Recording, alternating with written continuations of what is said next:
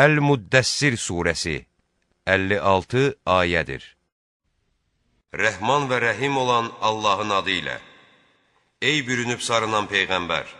Qalx qövmünü qorxud, öz Rəbbini uca tut, libasını təmizlə, pis şeylərdən uzaqlaş, etdiyin yaxşılığı çox bilib başa qalxma. Rəbbinin rizasını qazanmaq üçün səbr et. Elə ki, sur çalındı, o gün çox ağır bir gün olacaqdır. O gün kafirlər üçün asan olmayacaqdır. Məni öz yaratdığım kimsə ilə tək burax. Mən ona bollu mal dövlət əta etdim. Yanında hazır duran oğullar verdim. Ona hər şeyi artıqlaması ilə müyəssər etdim. Bütün bunlardan sonra yenə də var dövlətini artırmağımı istəyir. Xeyr, bu ola bilməz.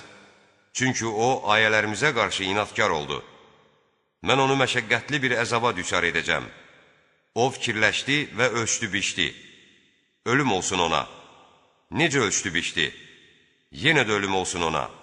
Necə ölçdü biçdi? Sonra baxdı. Sonra üz gözünü turşutdu. Qaşqabağını tökdü. Sonra da üz çevirdi, təkəbbür göstərdi və dedi: Bu, Quran, sehirbazlardan öyrənilən sehirdən başqa bir şey deyildir. Bu, yalnız bəşər sözüdür. Biz onu səqərə atacağıq, orada yandıracağıq. Sən nə bilirsən ki, nədir səqər? O, heç kəsi sağ qoymaz və salamat buraxmaz. İnsanı yandırıb yaxar. Onun üstündə 19 nəfər gözətçi mələk vardır. Biz cəhənnəm gözətçilərini yalnız mələklərdən etdik. Biz onların sayını ancaq kafirlərin imtihana çəkilməsi, kitab verilənlərin yəqinlik hasil etməsi, iman gətirənlərin imanının daha da artması, kitab əhlinin və möminlərin şübhəyə düşməməsi, həmçinin qəlblərində mərəz olanların və kafirlərin Allah bu misalla nə demək istəyir demələri üçün etdik. Allah istədiyi kimsəni belə saptırır və istədiyini də doğru yola salır. Rəbbinin ordularını özündən başqası bilməz. Bu, insanlar üçün ancaq bir öyüd nəsiyyətdir. Xeyr, öyüd almazlar. And olsun aya, dönüb qayıdan geciyə və sökülməkdə olan dan yerinə ki, cəhənnəm böyük bəlalardan biridir. O, Allahın əzabı ilə qorxudur insanları. Sizdən irəli düşmək yaxud geri qalmaq istəyənləri. Hər kəs öz əməlinin girovudur. Sağ tərəf sahibləri istisna olmaqla. Onlar cənnətlərdədirlər. Bir-birindən soruşacaqlar.